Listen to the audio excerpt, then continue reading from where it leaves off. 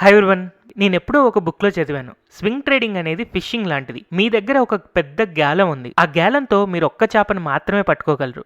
మీకెప్పుడైతే చిన్న చిన్న చేపలు వస్తున్నాయో వాటిని గనక మీరు వదిలేస్తే అప్పుడే మీరు పెద్ద చేపల్ని పట్టుకోగలుగుతారు. అందుకే ఒక రిటైల్ ట్రేడర్ ఎప్పుడు కూడా చిన్న చిన్న చేపల్ని హ్యాపీగా వదిలేయాలి. అంటే చిన్న చిన్న లాసెస్‌ని చాలా హ్యాపీగా వదిలేయాలి. అప్పుడే తనకు కావాల్సిన బిగ్ ఫిష్ అంటే బిగ్ ప్రాఫిట్స్‌ని ఎస్కేప్ అవ్వకుండా పట్టుకోగలుగుతాడు. అందుకే ఒక ప్రో ట్రేడర్ అవ్వాలి అనంటే మీకు టెక్నికల్ అనాలిసిస్ వల్ల ఎంత కరెక్ట్ ఎంట్రీ తెలిసినా రిస్క్ రివార్డ్ యొక్క సైకాలజీ కనుక అర్థం చేసుకోకపోతే యాజ్ ఎ రిటైల్ ట్రేడర్ మీరు స్వింగ్ ట్రేడింగ్లో ప్రాఫిటబుల్గా ఉండడం అనేది ఆల్మోస్ట్ ఇంపాసిబుల్. ఫర్ ఎగ్జాంపుల్ ఇప్పుడు ఇద్దరు ట్రేడర్స్ ఉన్నారు అని అనుకుందాం. Trader A and trader B. వీళ్ళిద్దరికీ కూడా సేమ్ సెటప్ ఉంది అండ్ అలాగే వీళ్ళిద్దరూ సేమ్ చార్ట్స్ని చూస్తూ ఉన్నారు. అయితే trader A and trader B యొక్క రిస్క్ రివార్డ్ వేరే అవ్వడం వల్ల ఒకళ్ళకేమో ప్రాఫిట్ వస్తుంది, ఇంకొకళ్ళకి లాస్ వస్తుంది. ఇలా ఎందుకు జరుగుతుందంటే స్వింగ్ ట్రేడింగ్లో డబ్బులు నష్టపోవడానికి మేజర్గా reason wrong psychology and wrong risk reward. చాలా మంది ట్రేడర్స్ మార్కెట్లో ఒక స్టాక్ని సెలెక్ట్ చేసుకుని దాన్ని బై చేసేటప్పుడు వాళ్ళు అనుకున్న స్ట్రాటజీ ప్రకారం 1:3 రిస్క్ రివార్డ్తో ట్రేడ్ చేయాలి అని అనుకుంటారు, కానీ స్టిల్ ఫెయిల్ అవుతూ ఉంటారు.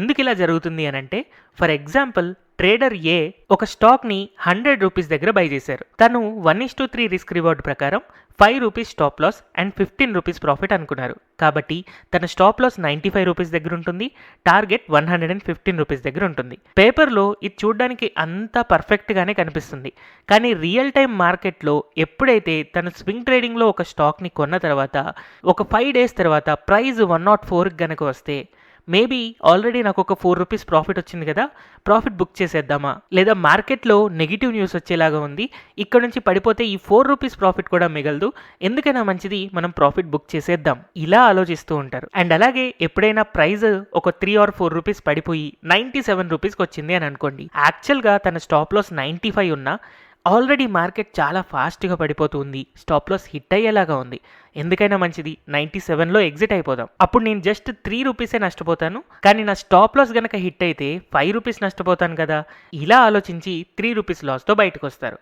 సో ఇప్పుడు పేపర్ ట్రేడ్కి సంబంధించిన రిజల్ట్స్లో మనకి 5 రూపీస్ లాస్ లేదా 15 రూపీస్ ప్రాఫిట్ అని ఉన్నది కాస్త ఇప్పుడు రియల్ టైం ట్రేడింగ్ అప్పుడు ప్రాఫిట్ వస్తే 4 రూపీస్, లాస్ వస్తే 3 రూపీస్ అని రిస్క్ రివార్డ్ పూర్తిగా ఆల్మోస్ట్ 1:1కి సరిపోయింది. సో పేపర్ ట్రేడ్లో 1:3 ఉన్న రిస్క్ రివార్డ్ రియల్ టైంకి వచ్చేసరికి 1:1 అయిపోయింది. ఇలా ఎందుకు జరుగుతుందంటే మన హ్యూమన్ బ్రెయిన్ ప్రాఫిట్ని కొంతవరకు లవ్ చేస్తే లాసెస్ని దానికి డబల్ హేట్ చేస్తుంది. అండ్ చాలా మంది స్వింగ్ ట్రేడర్స్ చాలా కామన్గా చేసే మిస్టేక్ ఏంటి అంటే చిన్న చిన్న ప్రాఫిట్స్ రాగానే తొందరగా ఎగ్జిట్ అయిపోతారు, పెద్ద లాసెస్ వచ్చినప్పుడు దాన్ని అలాగే హోల్డ్ చేస్తూ వెళ్ళిపోతారు. ఇలా స్వింగ్ ట్రేడర్స్ చేసే కామన్ మిస్టేక్స్లో 3 డెడ్లీ మిస్టేక్స్ ఏంటో తెలుసా? First mistake number 1, fear based profit booking. ఒక స్వింగ్ ట్రేడర్ ఒక ట్రేడ్లో ఎంట్రీ అయిన తర్వాత 3 or 4 డేస్కి మెల్లగా స్టాక్ ప్రైజెస్ పెరుగుతూ వెళ్తుంటే ఏదైనా ఒక్క పెద్ద రెడ్ క్యాండిల్ వస్తే మళ్ళీ నో ప్రాఫిట్ నో లాస్కి వెళ్తాడేమో అన్న భయంతో ఆ లెవెల్స్లో ఎగ్జిట్ అయిపోతూ ఉంటారు.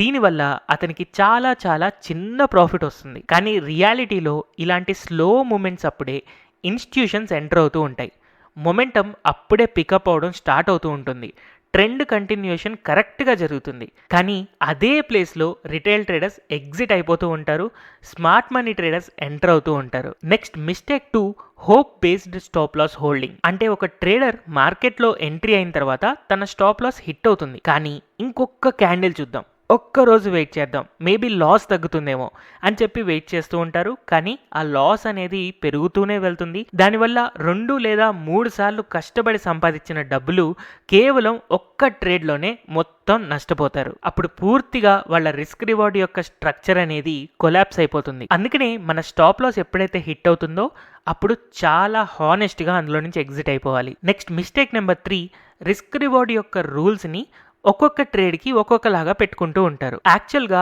ఈ మిస్టేక్ నేను ఇప్పటికీ కూడా కొంతవరకు చేస్తూనే ఉన్నాను. నా పర్సనల్ ట్రేడ్స్లో నేను బెటర్ అవ్వాలి అని అంటే ఈ మిస్టేక్ని ఇంకొంచెం కరెక్ట్ చేసుకోవాలి. అదేంటంటే మనం ఏదో ఒక స్టాక్ని కొంటాం, ఆ స్టాక్లో టెక్నికల్స్ అబ్జర్వ్ చేస్తాం, పైకి పెరుగుతుంది అని చెప్పి బై చేస్తాం, కానీ అందులో స్టాప్ లాస్ హిట్ అవుతుంది. సో మనం స్ట్రిక్ట్ స్టాప్ లాస్ అనుకుని అందులో నుంచి ఎగ్జిట్ అవుతాం. కానీ ఇంకొక ట్రేడ్ సెలెక్ట్ చేసుకుంటాం, ఈ స్టాక్ యొక్క ఫండమెంటల్స్ చాలా స్ట్రాంగ్గా ఉన్నాయి, ఖచ్చితంగా పెరుగుతుంది అని స్ట్రాంగ్ నమ్మకం కుదురుతుంది. సో ఫండమెంటల్స్ చాలా స్ట్రాంగ్గా ఉన్నాయి, ఖచ్చితంగా పెరుగుతుంది అని అనిపిస్తుంది. కాబట్టి ఈ స్టాక్లో స్టాప్ లాస్ హిట్ అయినా కూడా స్టిల్ అందులో నుంచి మనం ఎగ్జిట్ అవ్వం, అలాగే వెయిట్ చేస్తూ ఉంటాం. లాస్ పెరుగుతూ వెళ్తుంది, మనం ఒక ట్రేడర్ నుంచి ఇన్వెస్టర్గా మారిపోతాం. సో ఒక ట్రేడర్ తన ప్రాఫిట్స్ని ఇంప్రూవ్ చేసుకోవాలి అని అనుకున్నప్పుడు ఈ మిస్టేక్ని ఖచ్చితంగా చేయకూడదు. సో నన్ను నేను ఇంప్రూవ్ చేసుకోవాలి అని అనుకున్నప్పుడు రేపటి రోజున ఫండమెంటల్స్ స్ట్రాంగ్గా ఉన్నాయని ఏ స్టాక్ని కూడా స్టాప్ లాస్ హిట్ అయిన తర్వాత మళ్ళీ రివర్స్ అవుతుంది అని చెప్పి వెయిట్ చేయకూడదు అని నేను కూడా రియలైజ్ అయ్యాను. అయితే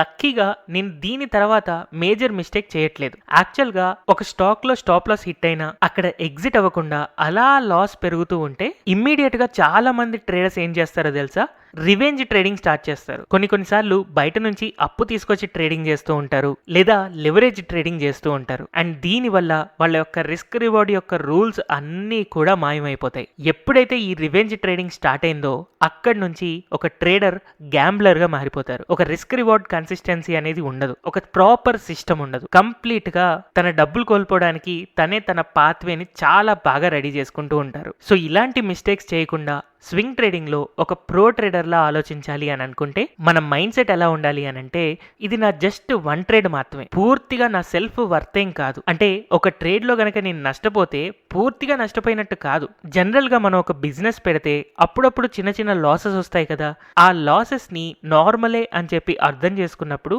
మనం సైకలాజికల్గా ఎక్కువ ఎఫెక్ట్ అవ్వం. దీనివల్ల బిజినెస్ అనేది సాఫీగా సాగుతుంది.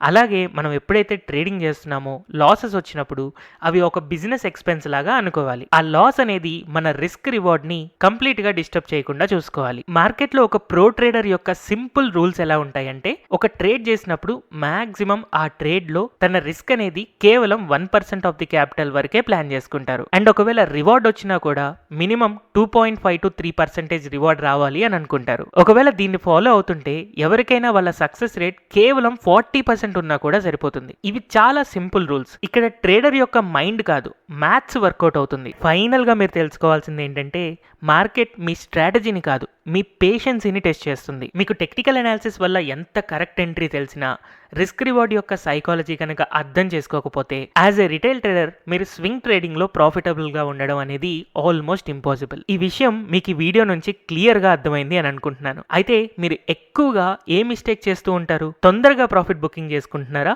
లేదా స్టాప్ లాస్ హిట్ అయినా కూడా ఎగ్జిట్ అవ్వట్లేదా, లేదా రెండు మిస్టేక్స్ చేస్తున్నారా? మీ మిస్టేక్ని కింద కమెంట్ సెక్షన్లో మెన్షన్ చేయండి. ఎక్కువ మంది ఏ మిస్టేక్స్ చేస్తున్నారు అన్నదాన్ని బట్టి నేను ఫ్యూచర్లో కరెక్ట్ స్టాప్ లాస్ ఎక్కడ పెట్టుకోవాలి, టార్గెట్ ప్లేస్మెంట్ ఎలా చేసుకోవాలి అనేది ఎక్స్ప్లెయిన్ చేస్తాను. సో ఫైనల్గా గుర్తుపెట్టుకోండి, స్వింగ్ ట్రేడింగ్లో మీ మనీ గ్రో అవ్వాలి అని అంటే ముందు మీ మైండ్ సెట్ గ్రో అవ్వాలి. హోప్ ఈ వీడియో మీకు ఇన్ఫర్మేటివ్గా ఉంది అని అనుకుంటున్నాను. ఈ వీడియో కనుక మీకు నచ్చినట్టయితే don't forget to like, share and subscribe to Telugu stock channel. Thank you everyone for watching this video.